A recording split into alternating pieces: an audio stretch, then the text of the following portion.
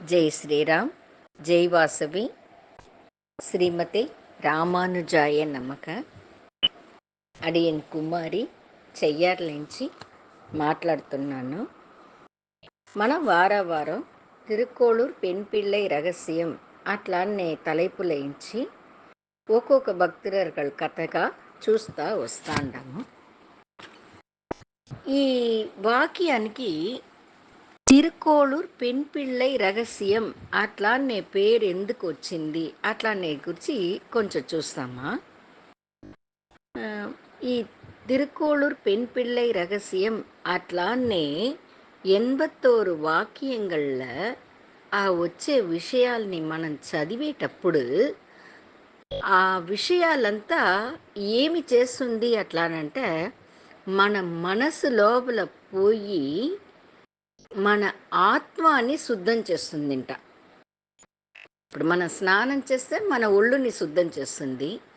ఇది మారి భక్తர்களுடைய కథைகள்నింత మనం వినేటప్పుడు ఆ వాక్యం, ఆ తిరుక్కోళూర్ పెన్ పిళ్ళై చెప్పే ఆ వాక్యాలనింత మనం విని చదివి మనం మననం చేసుకునేటప్పుడు దాన్ని తిరిగి తిరిగి తిరిగి తలిచి చూసేటప్పుడు అది మన మనసు లోపల పోయి మన ఆత్మని శుద్ధం చేస్తుందంట.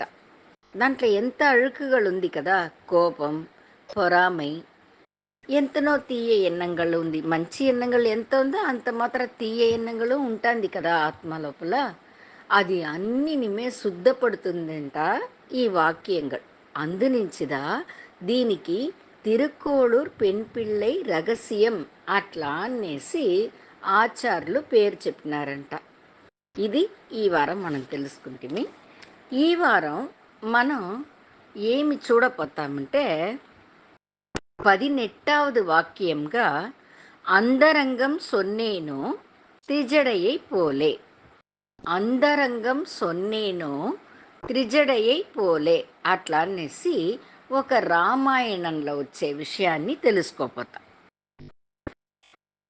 ఇది ఎప్పుడు నడిచిందంటే సుందరకాండం, రామాయణంలో సుందరకాండం నే పగుది వచ్చేటప్పుడు నడుస్తుంది ఈ విషయాలంతా. సుందరకాండం అట్లని ఎందుకు దానికి పేరు వచ్చిందంటే ఈ ఇది నడిచేటప్పుడు ఈ విషయాలన్నీ ఆంజనేయర్ సంబంధపడిన విషయాలుగా ఉన్న ఆంజనేయருக்கு సుందరర్నేసే ఒక పేరు. సుందరం అంటే అழகு, ఆంజనేయర్ని గురించి వచ్చును. ఈ ఇలంగైల ఆ కట్టడాలు అన్నీమే బంగారులో ఉన్నంట. అట్లే జ్వలిచ్చునంట ఇలంగై. అన్నీమే బంగారులనే కట్టి ఉంటారంట. దాంట్లో డిజైన్లు చేసేది మొత్తం నవరత్నాల రాళ్ళని పెట్టిదా డిజైన్లే చేస్తారంట. அதே மாதிரி ఇలంగైలో ఉండే వీధిగళ్ళ, మన వీధులంతా మన్ను కళ్ళు అంతా ఉంటుంది కదా రోడ్ల, ఆ మాదిరి ఇలంగైలో ఉండే వీధులంతా రోడ్ల ఏముండుంటే నవరత్నాలదా ఉన్నంట. అక్కడ ఉండే బిడలు కల్లంగా ఆడేదానికి కూడా నవరత్నాల మీద ఎత్తి ఆడతారంట. అక్కడ ఉండే ఆడవాళ్ళంతా కాకిల్ని ఏదైనా వస్తువులు ఎండ పెట్టిండేటప్పుడు వేరే ఏదైనా కాకిలు, కోడిలు, మేకలు, కుక్కలు ఏమన్నా వచ్చిందంటే దాన్ని వెరటేదానికి కూడా నవరత్న కற்கள் నేతిదా వేస్తారంట. అంత అళవుకు ఆ నగరం, ఇలంగై నగరం అట్లా ఒక జొలిపుతో, అంత ఒక సెల్వ చెழிపుతో ఉండే నగరం అంట ఇలంగై. అంత అందంగా ఉందంట. ఆ ఇండ్లును, ఆ మాళిగైகள், ఇల్లే ఉండదంట, అందరిది మాళిగైగలదంట. అట్లా ఒక జ్వలిచ్చునంట. దానికి ఈ మరి ఒక్కొక్క విషయంను అழகுలో అழகு అழகு అழகுன்னு ఉండేదానించిదా అది నడిచినప్పుడు అన్నిటికీ ఆ తావుకు పేరే సుందరకాండం అట్లా అని పెట్టినారంట.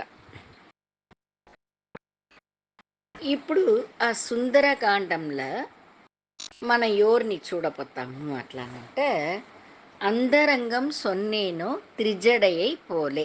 త్రిజడై అట్లానే ఒక రాక్షసిని గురించి మనం దీంట్లో తెలుసుకోపోతాం. ఈ త్రిజడై అట్లనేది ఎవరు అట్లనంటే విభీషణனுடைய కూతురు.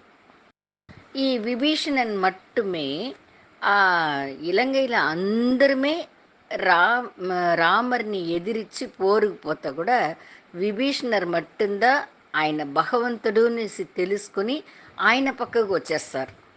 అంత అళవుగా ఆయన మంచి ఆయన కూతురు. ఈ అమ్మాయి ఎట్లంటే సేற்றில் మరంద సెందామరై పోల ఆ రాక్షసులు కూడా ఉంటే కూడా నిండా నిండా మంచి గుణం ఉండే ఆమె. ఈమెకి ఎందుకు త్రిజడై అట్లనే పేరు వచ్చిందంటే ఆ అమ్మ తన వెంటికిల్ని 3 పగుదిగా పిరిచి 3 జడ వేసుకుంటారంట. ఎప్పుడు అట్లదా ఉంటారంట. ఆ మారి ఉండేదనించి ఆమెకు త్రిజడై అట్లా అని పేరంట. ఇప్పుడు మనం ఏం నడుస్తుంది అని చూస్తామా. రావణేశ్వరుడు సీతమ్మని తూకునొచ్చి అశోకవనంలో సిరై పెట్టేస్తారు. ఆ మరి సిరై పెట్టేటప్పుడు రామర్ని లక్ష్మణరు వాళ్ళని వెతుక్కొని వస్తూ ఉండారు. యుద్ధం ఆరంభించే సమయం అయిపోతుంది. అప్పుడు సీతమ్మ నిండా కష్టపడతారు. అప్పుడప్పుడు రాముల వారు అయోధ్య గమనం అంతా వచ్చేస్తుంది. ఆ అమ్మ నిండా కష్టపడతారు. ఆ మారి కష్టపడే ఒక్కొక్కసారిను ఆమెకు ఆరుదలు చెప్పి ఆమెని ఆ కష్టంలోంచి బయట పిలుచుకొని వచ్చేది ఈ త్రిజడైద. ఈ అమ్మ ఎప్పుడునూ ఆమెకు ఆదరవుగాను ఆరుదలుగానే ఉంటారు త్రిజడ. ఒక్కసారి ఏమవుతుందంటే యుద్ధాలు నడుస్తూ ఉంది. యుద్ధాలు నడిచేటప్పుడు రావణుడి కొడుకు బ్రహ్మాస్త్రాన్ని వేసేస్తారు. బ్రహ్మాస్త్రాన్ని వేసంగానే అందరూ మయకమై పడిపోతారు. అప్పుడు రావణేశ్వరుడు చెప్తాడు, సీతని పుష్పక విమానంలో పిలుచుకొని రండి, పిలుచుని వచ్చి వీళ్ళందరూ చచ్చిపోయినారు అనేసి చూపించండి అట్లా అని చెప్తాడు. అప్పుడు రాక్షసులంతా పుష్పక విమానంలో సీతమ్మని పిలుచుని వచ్చి చూపిస్తారు. ఆమె కదరి కదరి ఏడుస్తారు. ఈ రాక్షసులు కూడా త్రిజడైన వస్తుంది. మరి వచ్చేటప్పుడు ఆ అమ్మ చెప్తుంది, త్రిజడై వచ్చి సీతమ్మ ధర చెప్తుంది, అమ్మ నువ్వు కలవరపడకండ, మీరు కొంచెం కూడా కష్టపడకండ, ఇది రావణుడు చేసే సూழ்చి, కండిపుగా వాళ్ళందరూ చావలేదు, వాళ్ళంతా మయకంలదా ఉండారు. మిమ్మల్ని బెదిరించేదానికోసం రావణుడు చెప్పే పొయ్యి ఇది. ఇది ఏమి అత్తాచింట పుష్పక విమానం వచ్చి విధవరాల్ని ఎక్కించుకోదంట. పుష్పక విమానంలోనే మీరు ఎక్కి వస్తురి, అప్పుడు రాముడు ఉసురుతోదా ఉండారు అని అర్థం. దీని మీకు మనసుకు మట్టు తెలిసే మాదిరి నేను చెప్తాను, అంతరంగంగా చెప్తాది, మీరు మట్టు తెలుసుకోండి, భయపడకండి. ఈ విషయం వేరే ఎవరికే తెలీదు. పుష్పక విమానంలో విధవరాలు ఎవరు ఎక్కని మాలదు. అప్పుడు మీరు ఎక్కి వచ్చిండారంటే రాముల వారు బతికి ఉండారుందని అర్థం. రావణేశ్వరుడు మిమ్మల్ని అందరినీ మనమల్ని ఏమార్చి మయకందా చేయపెట్టిండాడే కానీ చంపలేదు. రాముల వారిని చంపనమాలదు, మీరు ధైర్యంగా ఉండండి అనేసి అంతరంగంగా సీతమ్మ ధర చెప్పి ఆ అమ్మగా ఆరుదలు చెప్పి అక్కడ నుంచి పిలిచిని పోతారు. ఇంకొక విషయం ఏమింటే, ఎట్టన సీతమ్మని సమ్మతం చేయపెట్టి తన రాణిగా చేసుకోవాలనేసి రావణుడు ప్రయత్నిస్తాడు. వాడు బలాత్కారం చెయ్యడు. ఎందుకు అట్లా అంటే, ఏదైనా ఒక పిల్ల తనోட విరుపం లేకుండా రావణేశ్వరుడు బలాత్కారంలో అడంజాలని తలిస్తే ఆ నిమిషం వాడు తల వెడిచి చచ్చిపోతాడు అనేది వాడికి ఉండే ఒక విషయం. వాడికి ఆ మరి ఒక వరం ఉంది. వర్పుర్తి ఎవరన్నా పిల్లని వాడు అడంజాలని తలిచినాడంటే వాడొచ్చి తల వెడిచి చచ్చిపోతాడు. అట్లని ఒక శాపం మరి ఉంది వాడికి. దానించి సీతమ్మని ఆమెనే సమ్మద పెట్టి రప్పించాలా అట్లా అనింత ఏమేమో ప్లాన్ చేస్తాడు. ఎట్లనాది సీతమ్మని సమ్మదించపెట్టాలని తలిచి రా రామర్ లక్ష్మణరు ఆంజ ఆంజనేయురు అక్కడ కూడా ఉన్న వాళ్ళందరూ చచ్చిపోయినారు అట్లా అనేసింత చెప్పి ఎట్లెట్లనో వాళ్ళని సమ్మదించదని దోవ చేస్తాడు. ఇంతెంత కష్టంలో సీతమ్మ దానింత నిజంని తలిచి ఏడ్చేటప్పుడు త్రిజడైదా అన్ని ఇదింత నిజం కాదు అనేసి చెప్తుంది. ఇది అయింది. దాని వనగా తిరిగి ఆమె అశోకవనంలో వచ్చి ఉంటుంది. ఈ మారి ఉండంగా ఆ త్రిజడై వచ్చి ఓ కల కంటుంది.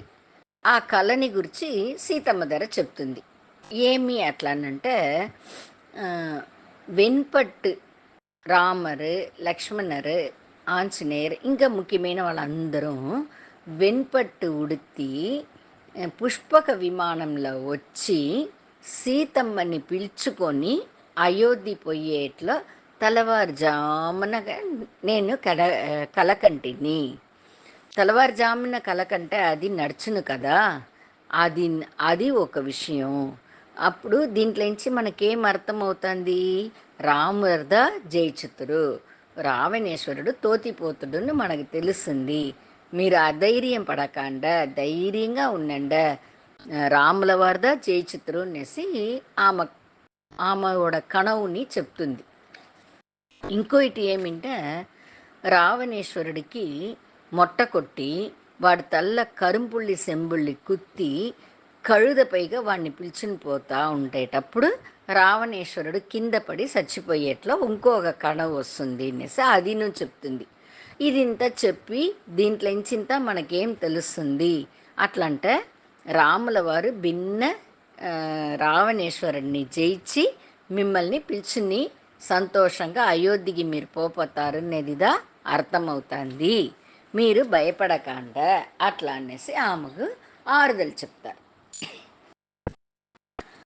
ఈ మరింత చెప్పేటప్పుడు సీతమ్మ చెప్తారు, నా ఎడమ కన్ను తుడుచుతుంది, నాకు అది వేరే భయంగా ఉంది అట్లా అంటారు. అప్పుడు ఆడవాళ్ళకు ఎడమ కన్ను తుడిచితే అది ఒక మంచి సగుణమ్మా, ఇది వచ్చి ఒక మంచి సగుణం, మీకు రాముల వారు జయించపోతారని దానికి ముందుగా అరికురిదా ఇది ఇంత చూపిస్తుంది అట్లంతా చెప్తుంది.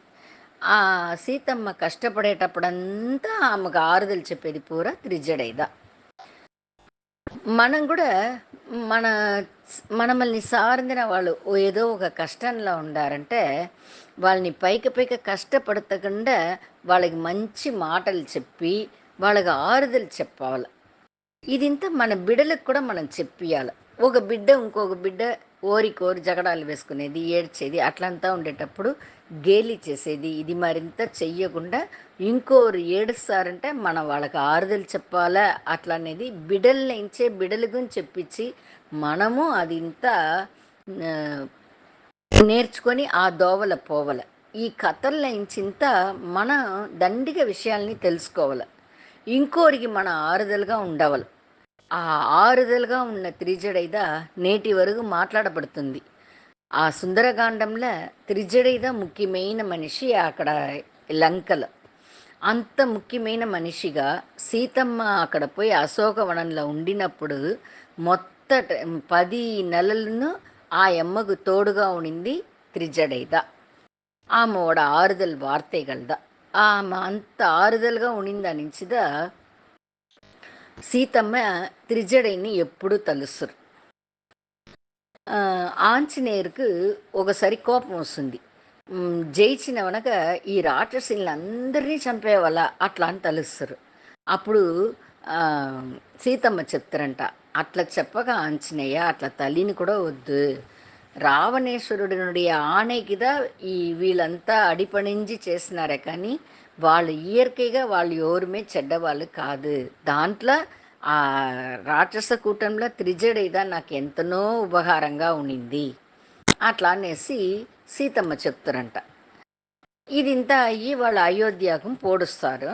అయోధ్యకు పోయినవనగా లక్ష్మణుడు వచ్చి సీతమ్మ దగ్గర చెప్తారంట, అమ్మా, ఎట్లమ్మా 10 నెలలు ఆ రావణేశ్వరుடைய తొందరవుతో మీరు లంకల అశోకవనంలో ఎట్లమ్మా ఉంట్రి అట్లా అని అడుగుతారంట. ఆ మారి అడిగేటప్పుడు సీతమ్మ చెప్తారంట, అక్కడ ఉన్న ఆ 10 నెలల్లో నాకు ఆరుదలుగాను నాకు అనుసరణగాను ఉనింది త్రిజడైదా. త్రిజడై నుంచిదా నా వల్ల ఆ 10 నెలలు అక్కడ ఉండని మాళింది అట్లా అని చెప్తారంట. ఈ విషయాలన్నీ తిరుకోళూరు పెన్పిళ్ళై రామానుజర్ దగ్గర చెప్తుంది. అందరంగం సొన్నేనో త్రిజడయ్యై పోలే, ఆ మరి ఆరుదలుగా నే ఉంటినా చెప్తినా అట్లా నింత చెప్తా ఉండింట. అప్పుడు రామానుజరు ఆయన సీతమ్మ ధర మాట్లాడింది, ఆయమ్మ చెప్పిన బదిలో ఆ త్రిజడై గురించి చెప్పింది, ఇదంతా ఆయనకి గమనం వస్తుందింట. వైటిగా తెలుస్తారంట. ఏలంటే రామానుజరు వచ్చి ఆదిశేష అవతారం కదా, ఆయన లక్ష్మణ పెరుమాళ్గా మొత్త రామాయణ కథలను రాముల వారు కూడానే అడుగడుక్కు ఉన్న ఆయన కదా, ఆయనకు తెలియకుండా ఏముండపోతుంది. ఆయన అన్నీ తలుస్తాను మనసులో లంకాని గురించి, జగడాల గురించి, అయోధ్యకి వచ్చింది, మనకు పట్టాభిషేకమైంది, ఇది ఇంత మనసులో తలుస్తూ ఉంటారంట. అప్పుడు తిరుకోళూరు పెన్పిళ్ళై చెప్తుందింట, ఇక్కడ ఉండే పెరుమాళ్ళని తాయారిని నేను నమ్మి తినా. ఆ అమ్మ దగ్గర అంతరంగంగా నా కష్టాలని అన్నీ నేను చెప్పింటినంటే ఆ తాయారమ్మ కూడా నన్ను కాపాడిండు కదా. నేను చెప్పలేదే, ఆమె నన్ను కాపాడును అట్లానే నమ్మకం నాకు లేదే. మనసారా మనకు ఇటు కష్టంగా ఉండిందంటే మనం దేవుడి దగ్గరనే మనం మాట్లాడవచ్చు, మనసులనే మాట్లాడవచ్చు, మన బాటికి అన్నీ దేవుడి దగ్గర చెప్పవచ్చు. మనకు ఒక తోడిగా, ఒక అమ్మగా అట్లా తలిచి మన కష్టాలన్నీ మనం చెత్తిమింటే దేవుడు కండిపుగా విన్ను, ఆ తాయారమ్మ కండిపుగా వింట్రు. ఆ మాదిరి ఇంత తలిచి నేను దేవుడి దగ్గర మాట్లాడుతున్నా, తాయారమ్మ దగ్గర నా కష్టాలన్నీ చెప్తినా, నేను చెప్పింటి నింట ఆయమ్మ నా కష్టాలని తీర్చి ఉన్ను కదా స్వామి. నేను ఏమీ చెప్పలేదే, నేను మొదలు నమ్మలేదే తాయారిని, త్రిజడని మారి నమ్మకం నాకు లేదే, అన్నీ నేను చెప్పింటి నింట తాయారమ్మ నన్ను కాపాడిండు కదా. నేను ఈ ఊర్లో ఉంటే ఏమి, ఏ ఊర్లో ఉంటే ఏమి స్వామి, నేను ఒక ముసలి పుழுக்கை, దేనికిమే ఉపయోగం లేకుండా ఒక ముయ్యలుடைய పుழுக்கை నేను. ఆ మారి ఉండే కథనే ఈ ఊర్లో ఉంటే ఏమి, ఏ ఊర్లో ఉంటే ఏమి అట్లా అని చెప్తుందంట.